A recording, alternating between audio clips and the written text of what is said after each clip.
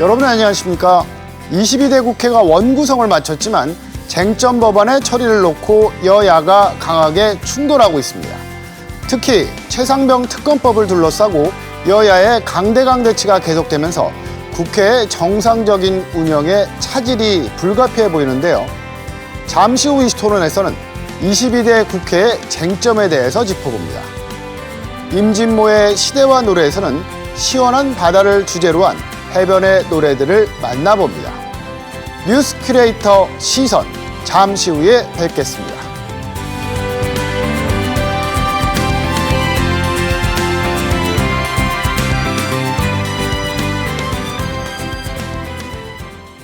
뉴스 큐레이터 시선 첫 순서는 한 주간 뜨거웠던 뉴스를 콕 집어서 소개합니다. 취재 기자의 뉴스픽, 보도국 조용준 기자 나와 있습니다. 네, 어서 오십시오. 안녕하십니까? 조용준 기자, 오늘의 키워드는 뭔가요? 네, 오늘의 키워드는 해명입니다. 그 키워드 해명이 어떤 의미인가요? 네, 해명, 일단 사전적 의미부터 살펴보면 이게 한자어죠. 그래서 풀해 그리고 밝을 명 해서 풀어 명쾌히 밝히다라는 의미를 가지고 있습니다. 이번 주 저희 TJB가 단독 보도했던 이 대전시 의원의 성추행 논란이 굉장히 뜨겁습니다. 지역 정가뿐 아니라 시민단체, 여성단체 할 것 없이 반발이 이어지고 있는데요. 해당 시의원은 이에 대해서 해명을 내놓았습니다. 근데 어찌된 일인지 명쾌히 밝혀지기보다는 상황이 더 꼬이는 모양새입니다. 어떤 논란이고 또 어떤 해명을 한 건지 앞으로 과정은 또 어떻게 될지 짚어보고자 합니다. 우선 저희가 이제 단독으로 보도했던 사건이잖아요. 어떤 일인지 좀 자세히 설명할 수 있을까요? 네, 한번 알아보면 일단 국민의힘 소속 한 대전시 의원이 올해 초 여성을 성추행했다는 논란이 제기됐습니다. 사건 개요를 좀 살펴보면 4월 총선이 있었잖아요. 그 총선을 앞두고 대전의 모 후보 캠프에서 30대 여성이 근무를 하고 있었습니다. 그래서 해당 후보 캠프에 근데 공동선대위원장을 맡았던 한 대전시 A 의원이라고 하겠습니다. A 의원이 있었는데 그러다 보니까 이 여성과 접촉이 잦았다고 합니다. 그런데 출근길 인사를 하면서 자꾸 이제 손을 여성의 엉덩이라던가 신체 부위에 올리고 또 만지는 장면이 있었고요. 또 저녁 자리를 이동하는 길에서는 아예 손을 잡고 걸어가기도 했다라고 피해자 측은 주장합니다. 해당 장면들은 근데 건물 CCTV 등에 생생하게 또 포착이 됐었고요. 그리고 또 이런 피해가 반복되다 보니까 피해 여성이 증거를 좀 남기기 위해서 본인의 휴대전화로 좀 녹화를 했던 그 장면까지 함께 공개가 되면서 파장이 더 커졌습니다. 이런 장면들이 좀 방송에 나오는 것에 대해서 피해 여성에 대한 2차 가해 우려도 있었는데 본인의 동의를 충실히 다 받은 뒤에 공개했다는 점도 이 자리를 빌어서 설명드립니다. 그러니까 본인이 동의해서 촬영을 했고 이제 그 촬영을 받았다는 얘기시잖아요. 맞습니다. 그러니까 피해는 이제 올해 초에 발생을 했는데 왜 이제서야 그 문제가 제기가 된 건가요? 네, 그 부분에 대해서 의문을 가지시는 분들도 많으실 것 같아서 좀 설명을 드리면 일단 해당 사건들은 대체로 2월에서 3월, 올해 2월에서 3월쯤 발생했다는 게 피해자 측 주장입니다. 근데 당시에는 이제 4월 총선을 불과 한 달 혹은 2달여 앞둔 상황이기 때문에 굉장히 민감한 상황이고 또 후보자에게 괜한 불똥이 튈 수 있기 때문에 피해가 갈까 주저했던 상황이라고 합니다. 물론 현장에서는 불쾌함을 표현하기도 했고 또 저희가 영상으로 보도를 해드렸다시피 왜 내 몸에 손을 대느냐며 소리를 지르는 장면도 있었죠. 하지만 이렇게 참다 결국 3월쯤에는 이 사실을 처음 이제 알리게 됐고 이후 변호사도 선임했다고 합니다. 4월부터는 이제 그 의원 측과 이제 합의 과정도 좀 진행이 됐었는데 결론적으로는 세부 합의 내용에서 좀 이견이 크다 보니까 합의가 결렬되기도 했고 또 피해자 측은 이제 A 의원으로부터 어떠한 진정성 있는 사과 한마디도 듣지 못했다라고 주장하고 있습니다. 그러면서 이제 결론적으로는 경찰 고소 그리고 언론 제보까지 동시에 이루어진 상황까지 이르게 된 겁니다. 그러니까 저희가 이제 최초 보도한 이후에 이 사건의 파장이 좀 상당히 커지고 있잖아요. 어떤 반응들 보였나요?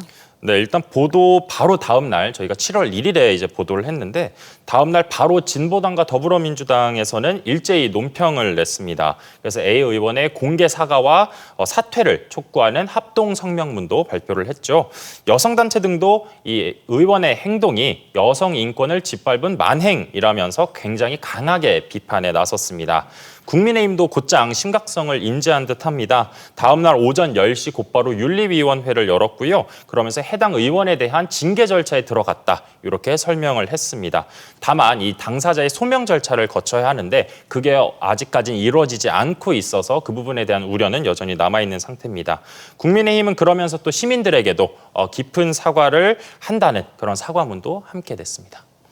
그러니까 이제 중요한 건 해당 의원 입장일 것 같은데요. 그러니까 입장 발표한 게 있네요. 어떤 입장인가요? 네, 일단 당연히 이게 일단 피해자 측 주장이 일단은 아직까지 뭐 딱 검증된 상황은 다 아니기 때문에 수사가 이루어진 것도 아니고 해당 의원 측 입장도 굉장히 중요합니다. 말씀하신 것처럼. 그래서 저희도 이 해당 보도를 준비하는 과정에서 여러 차례 의원과 접촉을 시도를 했습니다. 일단 보도 당일 오전에 저희가 전화를 해서 그땐 전화를 받으셨거든요. 그래서 제가 TJB 기자임을 밝히고 취재에 착수했음을 전달을 했는데 당시에 이제 오후에나 좀 전화가 될 것 같다, 바쁘다 하면서 이제 연락을 피한 뒤에 오후 내내 저희의 연락을 아예 받질 않으셨습니다. 전화나 문자에 아예 응하지 않고 그러다 보니까 저희도 이제 이 보도를 준비하는 과정에서 어려움이 있었는데 그래서 저희는 국민의힘 대전시당을 통해서 공식적으로 반론권을 보장하도록 노력을 했습니다. 그런데 이 보도가 나가고 다음 날 곧장 해당 의원으로부터는 억울하다면서 입장을 본인이 직접 또 전하셨습니다. 그러면서 이제 해명을 하셨는데 그 해명에 대해서 좀 말씀을 드리면 우선 지금 화면에 나오는 저 CCTV 영상에 대해선 엉덩이를 친 것이 아니라 허리를 친 것이다. 이렇게 해명을 했고요. 그리고 손을 잡고 가고 있는 저 장면에 대해서도 길에 사람이 너무 많아서 혹여나 여성이 좀 넘어질까 봐 잡아준 거다. 이런 어설픈 해명을 좀 늘어놓으셨습니다. 합의 과정에 대해서도 취재 이후에 진행된 게 아니라 그 전부터 이루어지고 있었는데 좀 세부 조건의 차이가 있어서 결렬된 거다. 이렇게 설명을 하셨습니다. 그러니까 논란은 계속되고 있는데 이제 뭐 징계 절차도 들어갔다고 좀 전에 말씀을 하셨는데 어떻게 되나요? 네, 일단 우선 이 여성으로부터 고소장을 접수받은 대덕경찰서는 일단은 지금 담당 팀을 배정을 했고요. 그리고 강제추행 혐의로 해당 의원에 대한 수사를 할 예정이라고 밝혔습니다. 또 이 경찰 조사와 동시에 국민의힘 대전시당 윤리위에서도 징계가 있을 걸로 보이는데요. 다만 이 해당 의원은 지난해에도 다른 여성을 좀 성희롱했다라는 논란이 좀 불거진 바 있어서 뭐 당시에는 이제 뭐 품위유지 위반이라는 이름으로 당원권 1개월 정지 처분을 내린 바가 있었죠. 근데 이번에도 과연 처벌이 어떻게 될 것인가, 솜방망이 처벌을 할 것인가, 그거에 대한 지금 관심이 굉장히 높기 때문에 솜방망이 처벌을 하기에는 어렵지 않을까라는 것이 대부분의 의견인 것 같습니다. 만약에 그렇다고 한다면 더 큰 논란이 될 수 있겠죠. 대전시의회 윤리위 차원에서도 이 사건을 어떻게 다룰 것인지 고심 중인 걸로 파악이 됩니다. 지난해에는 이 성희롱 논란에 대해서 뭐 명확한 증거가 없기 때문에 뭐 회부 자체가 사실은 안 됐었거든요. 근데 이번에 좀 달라야 하지 않을까라는 것이 피해자 측 주장입니다. 뭐 정확한 거는 경찰 조사 그리고 뭐 각 윤리위의 결과가 좀 나와봐야 알겠지만 뭐 본질은 사실은 뭐 합의 여부가 아니라 뭐 엉덩이를 만진 건지 허리를 친 건지 그게 중요한 게 아니라 사실은 추행했다는 그 자체겠죠. 추행을 했는지 안 했는지 그 자체일 거라고 봅니다. 그래서 본질을 바로 보지 못하면 상황은 더욱 엉킬 것 같습니다. 어쨌든 상황을 좀 더 지켜봐야겠지만 논란은 이어질 수 있다 이런 얘기인 것 같습니다. 네, 조영준 기자 수고했습니다.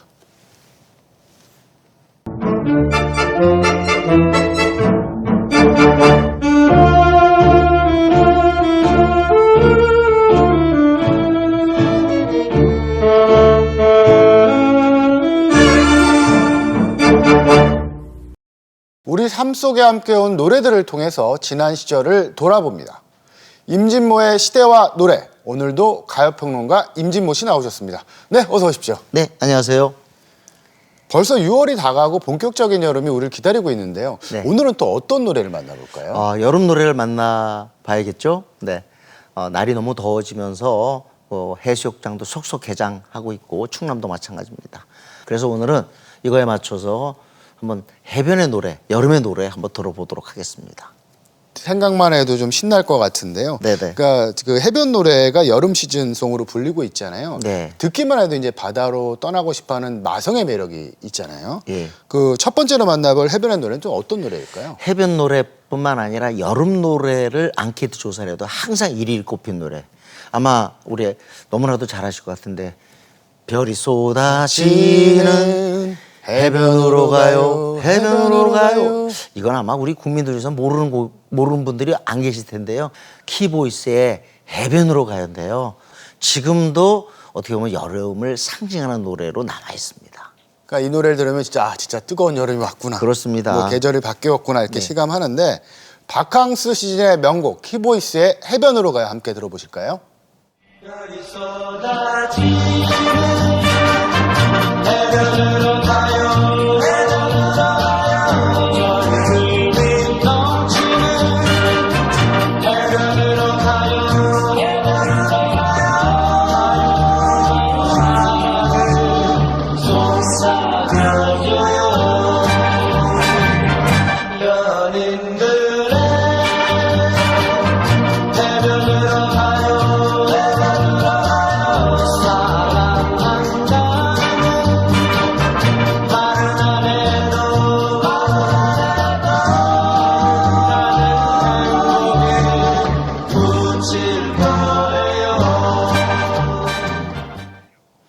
그러니까 이 노래 듣고 해변으로 안 가면 안 될 것 같은 그런 생각도 드는데 오랫동안 이렇게 네. 사랑을 받은 비결이 뭘까요? 1970년에 이 노래가 나왔어요. 그러니까 따지면은 뭐 54년이 됐네요. 엄청난 세월인데요. 그럼에도 불구하고 이 노래가 워낙 산뜻해요. 그리고 또 흥겹기 때문에 여름 시즌하고 너무 잘 맞죠. 제가 작년에 해수욕장을 갔더니 여전히 이 노래가 스피커로 울려 퍼지더라고요. 그 이전에 이제 배우의 이제 파도 같은 노래들이 사랑받았는데 그때의 감성과는 완전히 다른 또 락밴드가 연주를 했고요. 또 하나 지금 가사 들어보셨지만 연인들의 사랑하고 이렇게 연결지면서 더욱더 이렇게 우리들에게 어필한 것 같습니다. 그러니까 여름 휴가철 문화, 이제 바캉스 문화가 시작된 시대적 흐름하고도 연관이 있을까요? 그렇습니다. 어떻게 보면 바캉스 음악, 여름 음악 그리고 키보이스의 해변으로 가요. 이게 거의 뭐 등식이 성립됐다고 해도 과언이 아닌 거죠. 1970년에 바로 이 노래가 나올 때쯤에 경부 고속도로가 개통이 됐고요. 그 다음에 또 이제 영동 고속도로도 74년에 개통이 돼요. 그래서 전국이 1일 세원이 되고 이제는 동네가 아니라 저 멀리 충청도에 또 전라도에 또 경상도에 그 해수욕장을 가겠다 하는 그런 것들이 이제 일상화되고 또 보편화되기 시작했죠. 시대와 맞물리니까 이제 네. 인기를 끌 수밖에 없겠네요. 네. 근데 이제 사실 해수욕장 우리나라 개장의 역사는 1913년에 그러니까 부산의 송도 해수욕장으로 거슬러 올라가는 거고요. 충남에서는 아까 말씀하신 1955년 말리포 해수욕장이 가장 먼저 문을 열었는데요. 오랜 역사를 간직한 말리포 해수욕장의 여름 풍경을 화면으로 만나보시죠. 무더운 여름, 변변한 수영장조차 없었던 5, 60년대 최고의 피서지는 해수욕장이었습니다. 더위를 피해 모여든 인파는 그야말로 물반 사람반. 강렬한 햇빛을 머금은 바다는 가족, 연인, 친구들에게 푸른빛 여름 추억을 선물합니다.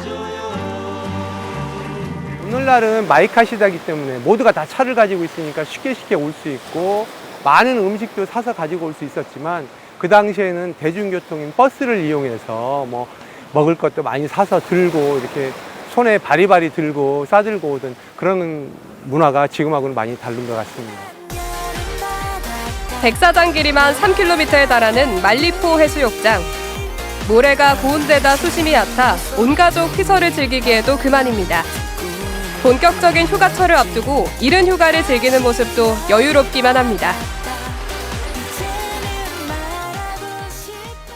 도시에 있다 보니까 갑갑함이 크고 이게 트인 데가 없어서 좀 보러 오는 것도 있고 파도 소리가 듣고 싶어서 일상이 너무 바쁘고 이러다 보니까 좀 쉬고 싶을 때는 바다로 그냥 쉽게 오는 것 같아요. 백사장 매력도 너무 좋고 파도의 매력도 있고 갈매기들과 이렇게 또 자연 친화적인 모습이 너무 좋은 것 같습니다. 네.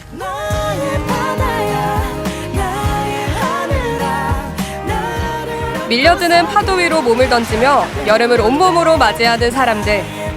더위와 스트레스도 파도에 실려 저 멀리 달아납니다. 모래사장에 이름을 새기며 소중한 순간을 추억하기도 하는데요. 이 여름 해변은 낭만과 행복, 사랑으로 가득합니다.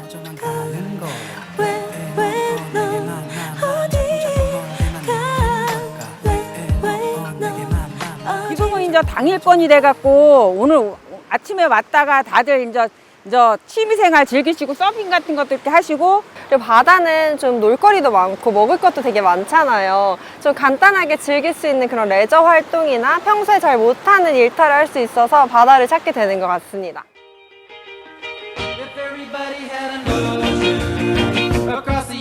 색색의 서핑보드가 푸른 바다를 수놓은 모습이 외국의 유명 휴양지를 떠오르게 하는데요.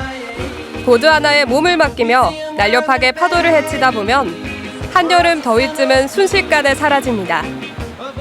이렇듯 뜨거운 햇살 아래 파도 위를 누비는 서핑은 최근 들어 많은 사람들이 즐기는 스포츠 중 하나인데요. 서퍼들 사이에서 말리포 해변은 경사가 완만하고 좋은 파도가 많아 서핑하기에 최적의 장소로 각광받고 있습니다.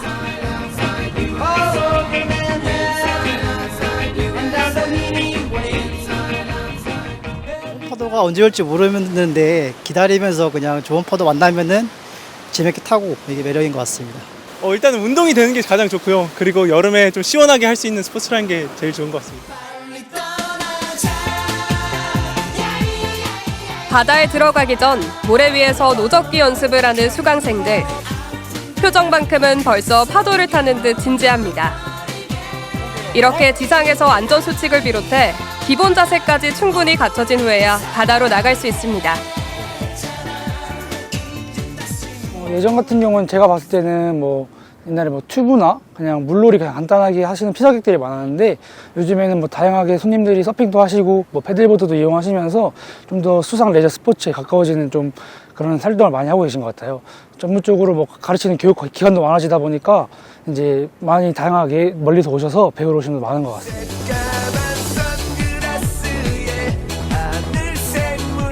보기엔 쉬워 보여도 고도의 평형 감각과 신체 능력을 요구하는 서핑. 서정적이면서도 감성적일 뿐만 아니라 때로는 클래식하면서도 때로는 역동적인 서핑. 밀려오는 파도 위를 여유롭게 노니는 서퍼들은 바다가 주는 짜릿한 즐거움을 만끽합니다. 개우나 실제 들어가 보니까 되게 차가운데도 짜릿하고 굉장히 뭔가 성취감? 자연과 함께 즐기는 스포츠라 매력적인 것 같아요. 올 때마다 파도 소리를 들으면서 마음이 편안해지는 것 같아요. 튜브 타고 물장구 치던 시절을 지나 이제는 파도를 가르며 역동적으로 바다를 즐깁니다. 올여름 낭만과 즐거움이 가득한 바다에서 특별한 추억 만들어 보시면 어떨까요?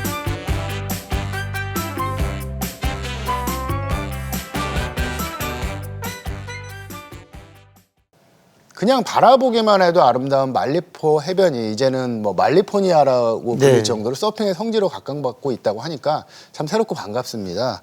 그런데 이제 불과 17년 전에만 해도 그러니까 기름 유출의 직격탄을 맞은 곳이 바로 이 말리포 해변이거든요. 그렇습니다.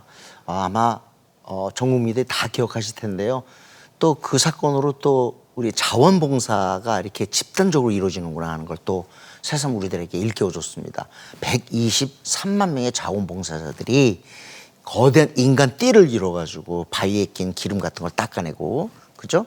흡착포라든가 헌옷 같은 거 닦아내는 그 풍경이 아주 그야말로 압권이었습니다. 네.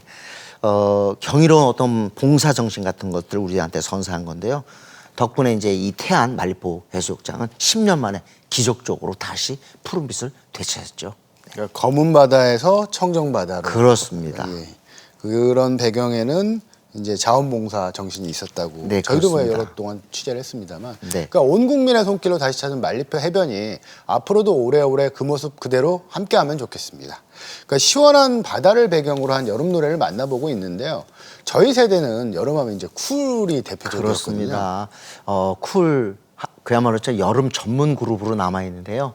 사실 옛날에는 어떤 노래를 갖다 유통하는데요. 조금은 길게 잡아야 되기 때문에 그야말로 메뚜기도 한철이라고 하는 그런 개념이 잡히질 않았어요. 그런데 이제 여름 노래만을 불러도 오래 장생한 그런 그룹이 생겨났으니까 이제 완전히 바뀐 거죠.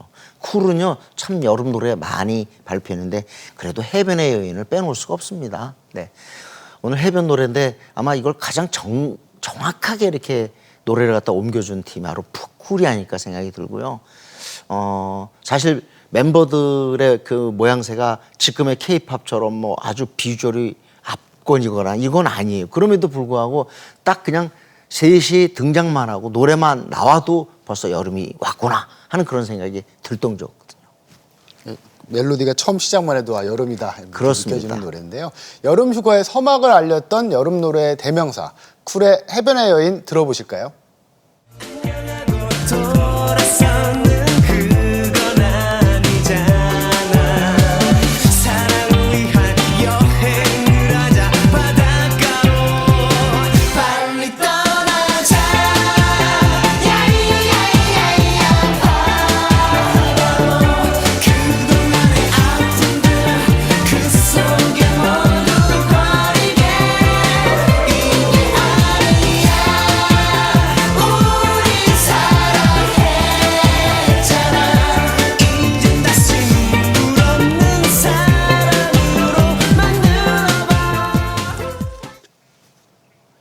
그러니까 90년대는 진짜 여름 노래가 유난히 많았던 거로 기억이 나거든요. 그러니까 이 노래 외에도 해변의 여인과 함께 큰 사랑을 받았던 노래가 있다면 좀 어떤 게 있을까요? 뭐 그 당시에 쏟아져 나왔습니다. 여름 노래가. DJ DOC의 아마 여름 이야기 다들 기억하실 거고요. 유엔의 파도가 있습니다. 하지만 진짜 그때 여름 노래 또 걸작으로 손꼽히는 게 유피의 바다인 것 같습니다. 유피 기억하시죠? 혼성 그룹이잖아요. 맞습니다. 뿌요뿌요라는 노래로 유명해졌는데 지금은 뿌요뿌요보다는 그 바다라는 노래가 살아남아 있습니다. 어떻게 보면 그때 당시에 이제 그 아이돌 그룹으로서는 아직까지도 남아 있는데 일단 굉장히 발랄하고 그 다음에 TV에 등장하면 굉장히 그 모양새도 다채로웠어요. 색감을 많이 살린 그런 의상과 더불어. 그래서 또 여름 노래 불러주니까 아직도 많은 분들이 유피의 바다를 기억하는 것 같습니다. 그러니까 이 노래들이 공교롭게도 여름은 뜨겁게 달궜는데 네네. 하필이면 또 안타깝게도 그 해가 IMF 그렇습니다. 외환위기가 있었잖아요. 네. 너무너무 96년, 97년 여름까지 즐거웠는데 97년 이제 하반기에 IMF가 터져서 너무 극명한 대조를 이뤘죠. 네. 그래서 오히려 IMF 이전에 즐거웠던 시절을 그 대변하는 게 바로 이 여름 노래 또 해변의 노래가 아닐까 싶습니다. 그러니까 이제 IMF 이전하고 이후를 비교해보면 이전에는 좀 여유가 있고 좀 풍요로웠다는 생각이 그렇습니다. 드는데 네. 그 이후에는 여름 노래를 좀 찾기가 어려운 것 같아요. 그렇습니다. 근데 제 생각에는 2000년대 초반에 그 아무래도 이제 우리가 즐겁게 여름을 맞이할 수 있는 사회적 분위기도 아니었고요. 그때 90년대 IMF 이전에 나왔던 그런 여름 노래가 아직도 사랑받는 게 그때 노래가 좋은 노래가 많고 또 많이 나왔기 때문에 새해 노래보다는 그 노래를 갖다 더욱더 재생하는 게 아닌가 싶습니다. 거기다가 또 추억도 같이 있지 않나요? 그렇습니다. 그러니까 오늘은 여름 시즌을 맞아서 해변의 노래 또 여름 노래들을 만나봤는데요. 올여름에도 불볕더위로 스트레스가 쌓일 때마다 시원한 여름 노래 가까이 하면은 건강한 여러분한테 도움이 많이 되겠죠? 그렇습니다. 여름은 또 젊음을 만끽할 수 있는 그런 계절이잖아요. 지금 1978년 생각이 나는데 그때 해변가요제가 열렸어요. 그때 대상곡이 왕명은 이분이 포함되어 있었던 징검다리였는데 징검다리 대상곡이 바로 여름이었습니다. 여름은 젊음의 계절, 여름은 사랑의 계절이라고 하는 가사가 남아있는데요. 어떻게 보면 이 젊음을 다시 만끽하면서 이 무더위를 날려 보냈었으면 좋겠습니다. 여름 노래와 함께요. 젊음을 여름과 함께, 여름 노래와 함께 즐겨라 이런 말씀이시죠? 네. 예, 감사합니다. 지금까지 시대와 노래, 가요평론가 임진모 씨였습니다. 오늘도 수고 많으셨습니다. 네, 감사합니다.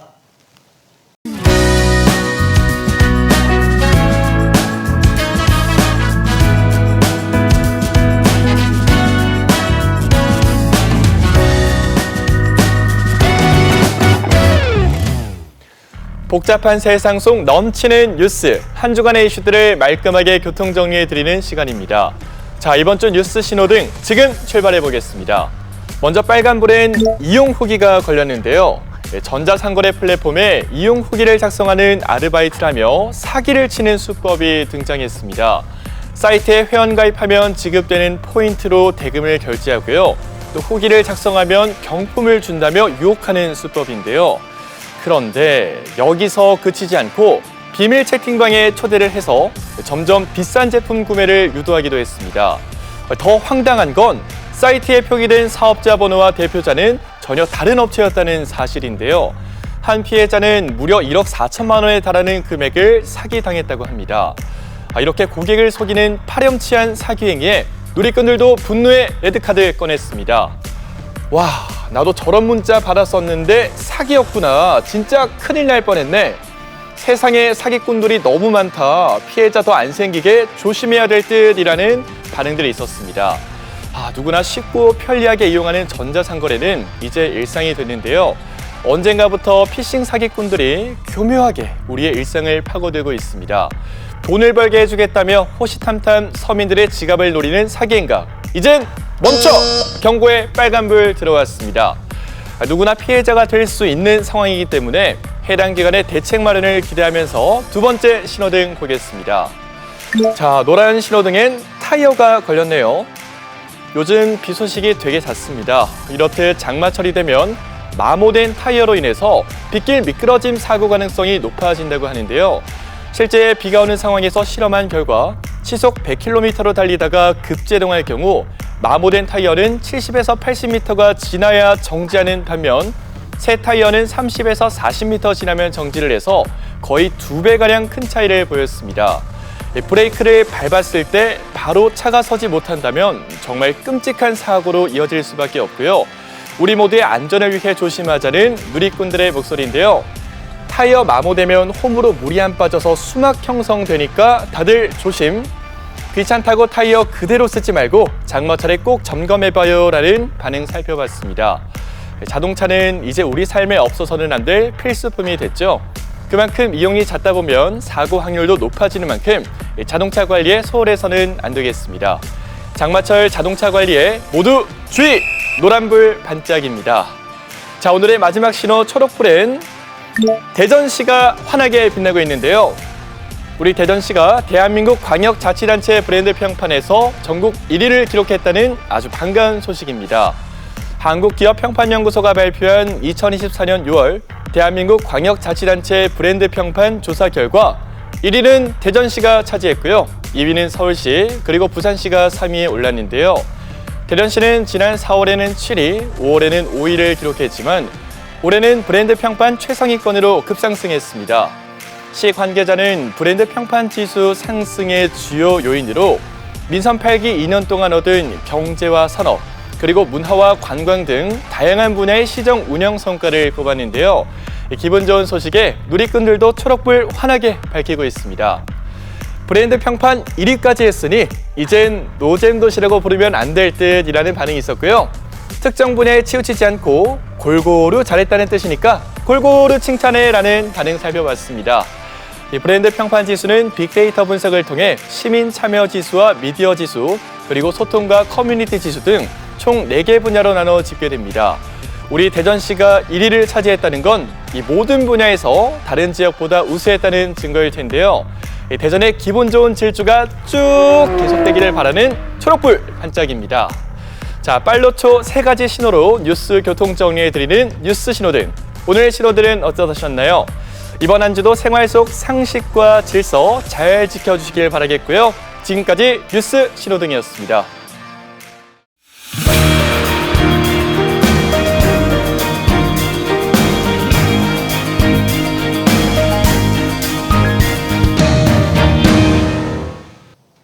더불어민주당을 비롯한 범야권 주도로 국회 본회의에서 최상병 특검법이 통과가 됐습니다. 하지만 윤석열 대통령의 거부권 행사로 재표결에서 부결될 거란 전망이 유력한 가운데 5일로 예정됐던 22대 국회 개원식은 여야 충돌 속에서 무산이 됐는데요. 극한으로 치닫는 22대 국회의 주요 쟁점에 대해서 토론하는 시간 갖겠습니다. 오늘 함께해 주실 두 분 소개합니다.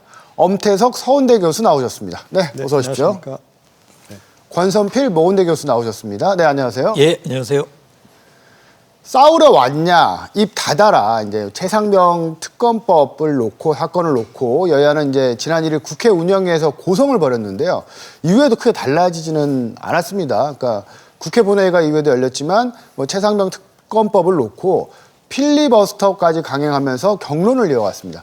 우선 이 상황을 어떻게 보셨나요? 엄 교수님부터 말씀. 네, 지금 저희들이 하도 국회의원들의 막말을 많이 듣다 보니까 익숙해요. 그런데 지금 왜 이런 일들이 반복되냐 그러면 이 일이 있은 다음에 이제 당에 있는 의원들의 반응인데요. 박찬대 운영위원장을 물러가라 그러는 강성 야당의 지지자들이 이제 발언들을 이어가는데 정청래 위원장 멋있지 않냐? 세게 해라. 근데 운영위원장은 뭐 저렇게밖에 못하냐라고 도리어 이제 비난하는 글들이 올라옵니다. 이게 뭐가 문제냐 그러면 강성 지지자들의 어떤 지원을 받고 그들이 환호하는 쪽에 맞춰 가다 보니까 점점 말들이 험해지는 겁니다. 굉장히 안 좋은 상황이거든요. 근데 이게 또 김병주 의원은 또 이런 말을 하고 나서 사과를 안 하는 이유가 이번에 당대표 선출할 때 최고위원을 이제 선출을 하는데 또 최고위원에 출마하는 그런 상황에서 또 그런 당원들의 구미에 맞는 행동을 하는 게 아니냐라는 그 분석도 있거든요. 대한민국 헌정사 지금 이제 80년을 바라보는데 전공자가 아니더라도 매우 한심한 상황이죠. 도대체 품격이라는 게 없지 않습니까? 3선, 4선을 하고 원내대표를 하고 운영위원장을 하고 이런 사람들까지 이렇게 말을 한다면 자주 하는 언론에서 국회에서 방청하고 있는 초등학생들이 뭘 배우겠냐라고 하듯이 이러한 부분을 보게 되면 정말 국회가 그렇게 세게 말하지 않아도 돌려서 말할 수도 있고 점잖게 표현할 수 있거든요. 그런 부분에서 안타깝게 생각하고 정치는 발전을 안 하는 기제인가라는 생각도 하게 됩니다. 예. 한쪽만의 문제는 아닌 것 같거든요. 그렇죠. 사실 이 문제를 어떻게 바라볼 건가라고 하는 거에 대한 관점이 다양하게 있는 것 같아요. 지금 이제 엄 교수님 말씀하신 것처럼 주로 이제 국회의원들의 자질 문제죠. 품격과 자질 문제로 이렇게 접근할 수 있는 게 있고요. 이제 다른 두 가지도 저는 이제 중요한 측면이 있다고 생각하는데 그 중에 한 가지는 제도 문제죠. 이 국회라고 하는 제도가 정상적으로 작동돼야 된다라고 하는 거를 한 가지 생각을 해야 되고 그 경우에 품격과 상관없이 국회가 제 역할을 하면 입법과 또 행정부를 감시하는 역할을 제대로 한다면 이게 이제 덮일 수가 있는데 그게 안 되고 있거든요. 이제 그 부분이 한 가지 지적을 해야 될 부분이고 또 다른 한 가지는 정당 관계죠. 여야 관계에 대해서 이건 이제 정치적인 건데 지금 얘기하신 게 실제로는 이게 당의 입장이 내부 문제 포함해서 당이 어떻게 서로 여당과 야당 간의 관계를 가질 것인가라고 하는 부분도 생각해 봐야 되는데 정상적으로 국가 전체 의사결정 시스템으로서 국회가 작동된다고 하면 그 시스템이 작동돼 갖고 국가가 안정적으로 운영될 수 있는 기본적인 게 작동이 돼야 되는데 그 두 가지 부분에서 국회라고 하는 이 제도 부분에서도 그렇고 여당이라고 하는 공당의 입장에서도 이런 태도를 보이는 것이 적절한가. 이 부분은 저는 유례가 없는 여당으로서 자세를 보이고 있다고 생각해서 여당의 책임도 상당히 크다고 봅니다. 어쨌든 여야 책임이 크다는 입장에서는 두 분 다 동의하시는 거죠. 그러니까 이제 최상병 특검법에 대한 얘기를 좀 해보겠습니다. 그러니까 지난 4일 이제 국회 본회의를 통과했는데요. 22대 국회에서 처리된 1호 법안입니다. 근데 이제 뭐 윤석열 대통령은 제2요구권 즉 그러니까 거부권을 행사할 거로 보이고요. 5일로 예정됐던 국회 개원식도 연기됐는데요. 결국에는 이제 뭐 향후 정국이 좀 냉랭해질 거로 보시는 거죠. 뭐 지금 2달 전에 저희들이 5월 5일 날 방송할 때도 뭐 이런 상황이 계속 재현될 것이다. 야당은 어떻게 말하면 일방적으로 입법을 하고 그러면 대통령과 여당은 거부권 행사하고 또 재의결 요구하고 전국은 냉랭해지고 또 다음 법안 던지고 이렇게 하다 보면은 그냥 뭐 싸움에 뭐 등 터진다고 국민들에게 필요한 것들은 전혀 거론되지 않는. 그때도 우리 논의할 때 연금 문제, 의정 갈등 문제 얘기했었거든요. 거기 물가 문제 지금 심각하다. 우리 그 얘기했는데 지금도 오면서 점심을 가능하면 집에서 먹을까? 아니면 사 먹을까? 고민할 정도가 됐는데 그 얘기는 뒷전에 물린다. 그게 이유가 있습니다. 왜냐하면 국회가 개원을 하면요.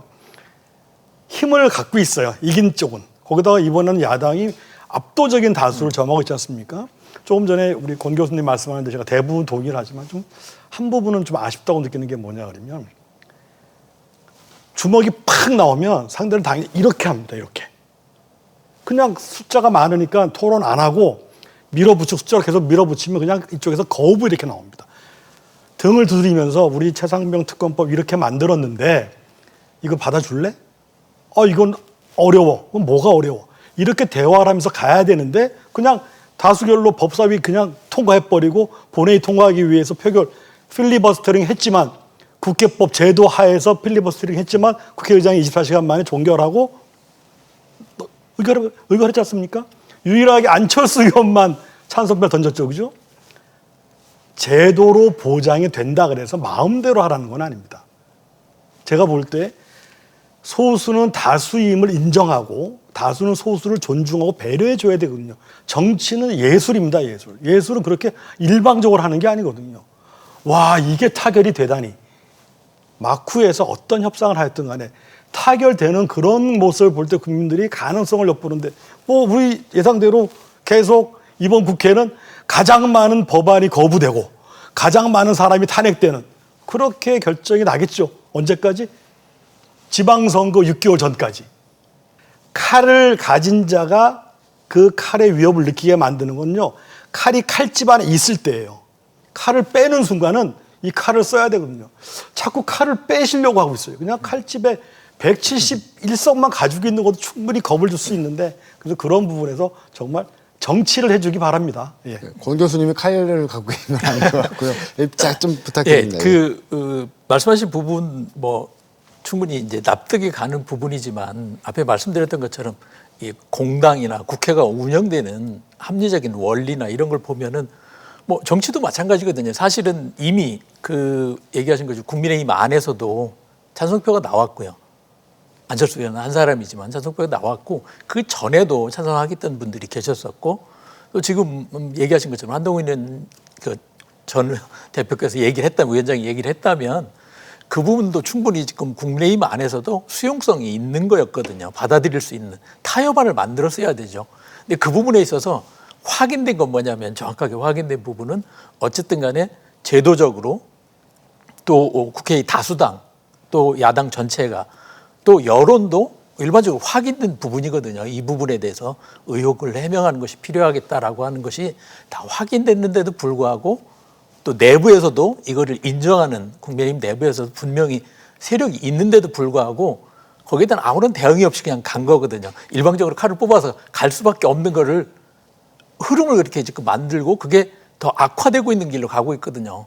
그래서 이 부분은 상식적으로 이해가 안 되는 부분이 많이 있고 오히려 저는 당내 사정, 국민의힘의 당내 사정이 더 크게 작동하고 있는 것이 아닌가. 명확하잖아요. 지금 야당의 입장은 7개 당이 전부 똑같은 생각을 하고 있고 이미 표결을 했다라는 건 같은 의견을 갖고 있다는 걸 보여주고 있거든요. 이 다수의 경우에 흐름으로 갈 수밖에 없는 걸 만들었으면 거기에 대응해서 소수라고 하더라도 여당으로서 아까 말씀드린 것처럼 공당으로서 책임 있는 어떤 대응을 했어야 되는데 그 대응이라는 게 일방적인 거예요. 오히려.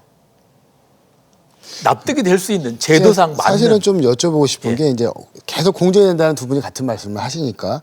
근데 이제 경제가 아까 언급하신 것처럼 굉장히 어려운데 공정만 거듭하고 정쟁을 거듭한다 이런 목소리가 나오지 않습니까? 언제까지 이렇게 된다고 보시나요? 어떻게 보시나요? 이어지겠죠. 또 김건희 특검법도 다시 한번 들고 나올 수 있겠고요. 다음에 또 한동훈 특검법. 이렇게 계속 나오게 되면 저희들은 정말 이렇게 그거 중요하지. 그러나 죽고 사는 문제는 아니지 않냐 국민들이라는 생각을 하게 되는 것이죠. 그러면 어느 선에서는 절충안이 있어야 되는데 제가 이제 생각하는 지난번에 우리가 권 교수님께서 이미 레임덕은 왔고 대대덕 단계에 가고 있지 않냐. 대대덕 특검법이 통과되는 상황이겠죠. 국민의힘 여당에서 8표 이상이 넘어가서 법안이 재의결되고 그다음에 특검법이 통과되는 그런 상황이겠죠. 그러나 중요한 것은 그 전에 정치를 복원해야 되는데 사람이 하고 싶은 일만 하고 살 수 없고 보기 싫은 사람도 봐야 되는 게 인간사인데 정치는 더 하거든요. 저도 가끔 놀라는 게 요즘에 나경원부터 시작해서 한동훈 위원장까지 이렇게 당대표 후보들 막 사석에서 막 사진 찍어보면 막 깔깔대고 먹고 손잡고 막 포옹도 하는데 막상 올라가면 막 난리가 나지 않습니까? 이게 정치거든요. 그러니까 하기 싫은 것도 해야 되는데 그게 뭐냐면 협상이거든요. 협상. 그러면 이쪽에서 카드를 던지면 나는 이건 싫어. 이건 해줘. 그리고 이번 기회에 이것도 하자. 그래야 되는데 그걸 안 해요. 지금 정치가 없는 겁니다. 그냥 시정잡배들이 그냥 힘으로 그냥 겨루고 있는 거예요. 때리니까 야, 나 안 해. 뭐 이런 식이고. 그래서 그런 부분에서는 정말 왜 정치를 하는가를 고민을 해야 되는데 요리사가 칼을 잘 갈아야 되지 않습니까? 요리를 하기 위해서. 근데 우리나라 정치는 요리사가 칼은 잘 가는데 요리만 못하는 셰프랑 똑같습니다. 권력을 장악하는 데는 탁월한 기능이 있어요. 권력 투쟁은 잘해요. 근데 권력 쥐어준 이유가 요리 잘해서 국민들 먹여 살리라는 거였는데 그것만 못해. 그런 부분에서 아쉬움을 계속 표현하는 겁니다. 예. 실제로는 뭐 국회의원들이 그렇게 일을 안 하는 거는 아닙니다. 이제 이미 다음 주에도 제가 이제 국회에서 토론회가 있어서 뭐 자료도 준비하고 발표를 하려고 하고 있는데 실제 현장에서는 법안도 많이 준비를 하고 있더라고요. 다양한 법안들이 준비가 돼 있고 문제는 이제 그 법안들이 엄 교수님 말씀하신 것처럼 지난번 국회에서 통과가 안 된 것들이 다시 올라오는 게 되게 많고요. 지난번에도 이제 정리가 안 된 게 많아서 많이 있고 또 다른 문제는 이 법안이 통과가 되려면 여당하고 특히 이제 정부 부처에서 협조가 돼야 되는데 이게 협조가 잘 안 돼요. 진행되는 걸 보니까. 그래서 다수당이니까 지금 민주당 중심으로 다양한 법안 논의를 하고 있고 준비를 하고 있더라고요. 그런데 실제 이렇게 국회 프로세스에 들어가서 보면은 그 두 가지가 계속 이제 안 맞는 거예요. 지금 뭐 언론에 대부분 보도되고 있는 이런 이슈 외에도 현장에서는 문제 해결 요구가 계속 있으니까 다양한 법안들이 준비가 되고 있는데 여기에 그냥 휩쓸리니까. 그래서 아까 앞에 말씀드린 것처럼 실제 여당이 문제를 해결하려고 노력을 한다든가 또는 용산에서도 적극적으로 민생을 해결하겠다고 하면은 이거 좀 나눠서 할 필요가 있다는 생각을 들거든요. 구체적인 이슈에 대해서는 동의를 하면서 문제를 풀어가면 기대가 생기는데 지금처럼 국회를 무시하는 식으로 하면 문제가 안 풀리니까 기대가 점점 줄어드는 상황으로 갈 거라는 거거든요. 그래서 이 부분 자체가 저는 용산의 접근 방식이나 국민의힘의 접근 방식이 영향력을 확대하는 방식으로 가야 되는데 오히려 영향력을 줄이는 방식으로 계속 접근하고 있는 것이 아닌가. 이게 이제 오히려 안타깝게 생각되는 겁니다. 이 부분에 대해서는 뭐 사실 실제 정책 성과 또는 입법 성과라는 측면에서 보면은 대부분의 학자들이 동의하실 거라고 보거든요. 제가 이제 설명하는 이 방식에 대해서는. 그러니까 지난번 총선에서는 분명히 이제 여야가 국민의 목소리에 힘을 기울이겠다, 그다음에 달라진 모습 보이겠다고 했는데 이제 극단적인 대립이 계속되는 상황입니다. 이러다 보면 아무래도 이제 지역 현안 추진에 이제 빨간불이 켜질 우려가 커진다 이런 지적들이 있거든요. 뭐 예를 들면 뭐 혁신도시 공공기관 이전이라든가 뭐 대전교도소 이전 문제, 그다음에 국회 세종의사당 뭐 설립 문제 등이 있는데 어떤 영향을 미칠 걸로 보시나요? 선거를 앞두고 공약 그리고 또 이제 말씀하신 대로 공헌을 하셨던 공헌이라는 것은 책임 있는 자가 책임 있는 말을 하는 게 공헌이거든요. 공약도 마찬가지고요. 근데 진짜 빌공짜에 말씀문자. 기관 이전, 대전교도소, 세종시 왜 안 되고 있느냐. 여야가 다 공약을 했으니까 합의가 잘 돼야 되잖아요. 아까 말씀드린 대로 시건, 빈말이기 때문입니다. 실제 할 의지가 별로 없는 거예요. 그런데 우리 표가 필요했기 때문에 얘기한 겁니다. 세종시의 국회의사당 분원 만든다는 거, 심지어 이제 국회가 내려와야 된다는 그런 공약까지 양쪽이 다 했는데 왜 안 내려옵니까? 실제 하고 싶은 마음이 없기 때문입니다. 이해관계가 일치가 되는 것이죠. 국회의원 300명이고 그 300명 중에 지역에서 수백 명이 뽑히지만 실제 그분들 대부분의 생활 거점은 서울 아닙니까? 서울 떠날 마음이 없는 거예요. 선거 치를 때 필요해서 집이 그쪽에 한 채 있는 거지. 대부분 서울 생활하고 서울에서 각종 공사나 기관에 있는 분들 내려오고 싶지 않아요. 그러니까 선거 때 서로 공약하고 서로 책임을 안 묻는 겁니다. 이게 아쉽다는 겁니다. 예. 네, 이 교수님. 예, 그 앞에서 이제 국회라고 하는 것을 우리가 이해할 때 국회의 헌법 구조상 우리나라 헌법 구조상 국회하고 대통령의 관계가 있고 국회하고 정당의 관계가 있고 국회하고 행정부의 관계가 있거든요. 사실 지금 말씀하신 많은 부분은 이제 주관 부처가 있기 때문에 행정부와 관계, 그 협력 관계 또는 뭐 국회가 통제를 할 수 있도록 하든지 아니면은 협력을 해서 만들어야든지 일정 부분은 그 집행을 하는 정부 부처와의 관계에서도 이게 잘 협력이 이루어져야 되는데 이 부분에 있어서는 여당보다도 야당보다도 여당이 중요한 역할을 하는 거거든요. 집권당이. 근데 그 부분이 지금 잘 안 되고 있는 것 같습니다. 그러니까 국회에 아무리 저희가 힘을 실어준다 하더라도 지역에 다수당을 만들어준다 하더라도 결국 이것을 집행하는 과정에는 실행하는 과정에는 대통령하고 내각하고 이쪽이 협력이 돼야 되거든요. 여당도 일정한 거기에 같이 협력을 해야 되는 이 구조가 만들어지지 않으면 일이 실현이 안 되는 거거든요. 위에서부터 내려가서 끝에 실제 실행이 되는 과정을 전체를 진행을 해야 되는데 이게 위에서는 뭘 하는 것 같은데 내려가는 게 없는 거예요. 예, 실행을 담당하고 있는 대통령과 여당이 책임져야 되는 부분이거든요. 이건 시스템적인 문제입니다. 제가 한번 또 이제 한 가지 더 여쭤보고 싶은 거는 이제 이장우 대전시장이 얼마 전에 이제 영호남 중심의 중앙 정치 구도가 이어지면 뭐 충청권에도 뭐 정당이 필요하다, 창당을 주도할 생각이 있다고 말했습니다. 그러니까 파장이 일고 있는데요. 뭐 당장은 아니라고는 그 입장이다 이렇게 덧붙이긴 했습니다만은 이게 뭐 실현 가능성이 있을까? 의미 어떻게 보시나요?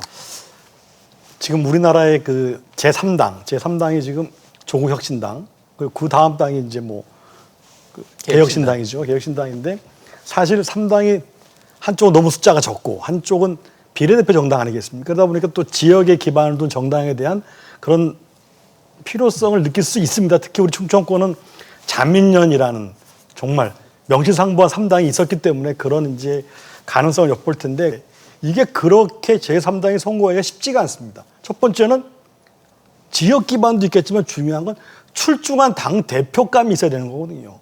그 출중한 이준석 전 국민의힘 대표도 어떻게 됐습니까? 겨우 3석짜리 지금 당 만들었습니다. 거기다가 그를 따른 당선 가능성이 있는 훌륭한 후보들, 거기다가 운 좋게 지역 기반, 이게 쉽지 않거든요. 거기다가 선거 앞으로 2년 남았는데 거대 정당 두 정당이 절대 양보를 안 하는 원칙이 있습니다. 하나는 국회의원들의 지위를 격화시키는 거, 또 하나는 양대 정당 구도를 깨는 거거든요. 진입 장벽을 높여놨잖아요. 정당 만들려면 5개 이상 광역단체단체에 1000명씩의 당원들을 만들어야 되고, 그죠? 그리고 선거에 참여해야 되는데 그거 쉽지 않거든요. 저는 그래서 항상 주장을 하는데 지방자치의 발전을 위해서라도 광역자치단체 수준에서의 지역 정당을 설립하는 정당법을 개정해서 정당 설립이 쉬워야 한다. 정말 대전, 충청, 충북 합쳐서 한 충청권이든지 아니면 대전시든 충남이든 거기에 정말 정치하겠다는 신진들이 모여서 정당을 할 수 있는, 그게 지방자치를 발전시키는데 굉장히 중요할 것이다. 그러한 부분에서 지금 이장우 시장의 그런 생각은 충분히 납득은 되나 성사 가능성은 크게 보이지 않는다. 가능성 어떻게 보십니까? 저는 그 마지막 결론 부분에 동의를 하고요. 그러니까 필요성에 대해서는 저도 100% 동의를 하고요.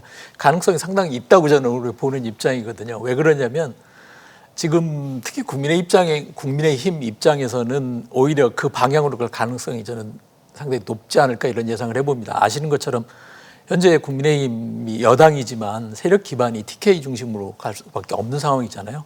결국 TK 중심으로 가는 걸 유지를 하려면 지역당이 될 수밖에 없을 거라는 거예요. 지금도 그렇지만 공식적으로 하죠.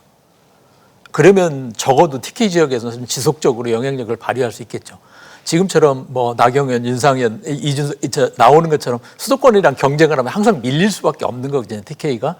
그럼 TK의 국민의힘 세력들이 안정적으로 지역의 그 영주의 역할을 하려면은 지역 정당 형태로 가는 게 바람직할 거라는 생각을 할 거고, 그렇게 이제 지금 예를 들면 홍준표 시장이 취하는 태도를 보면 경북까지 합치겠다는 얘기를 거기도 하고 있거든요. 그러니까 메가시티 얘기하는 맥락이 잘 보시면 이거랑 맞물리고 있고, 만일에 헌법 개정이 앞으로 진행이 된다면 현재 다수 그러니까 지역의 세력들이 TK 지역도 그렇고 PK도 그렇고 당연히 이제 광주 전남도 그렇고 충청권도 그렇고 독자적인 세력화를 하고 싶어 할 가능성이 높다라고 보여집니다.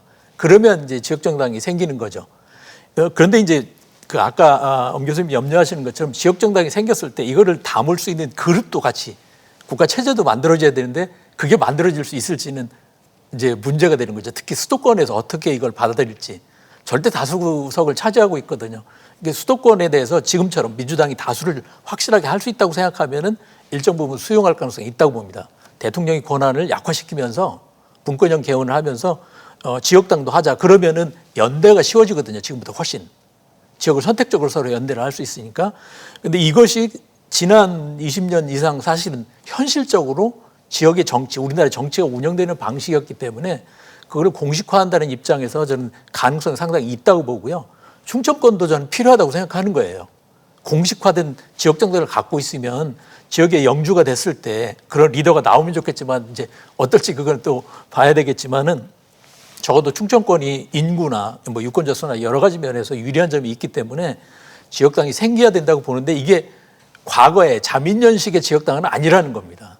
정책 정당 또 지역에 대해 새로운 이슈 갖고 얘기를 해야지 과거처럼 충청권 정서 갖고 얘기하는 것 갖고는 설득력이 안 될 거라는 거예요. 이미 그건 여러 번 선거 과정에서 검증이 된 거거든요. 충청권의 이슈를 중심으로 해야지 충청권 정서를 중심으로 해갖고는 성공할 수 없다. 이게 이제 차이점이라고 생각합니다.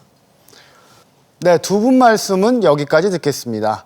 지금까지 엄태석 서원대 교수, 권선필 모건대 교수와 함께했습니다. 네, 두 분 감사합니다. 민생이 어려울수록 정치와 국회가 제 역할을 다해야 한다는 데는 이견이 없을 겁니다. 상대 정당이 아무리 밉더라도 협치하는 것, 바로 민주주의의 근본 정신이라는 말씀을 드리면서 뉴스 큐레이터 시선, 오늘 순서는 여기서 마치겠습니다. 함께해 주신 여러분 고맙습니다.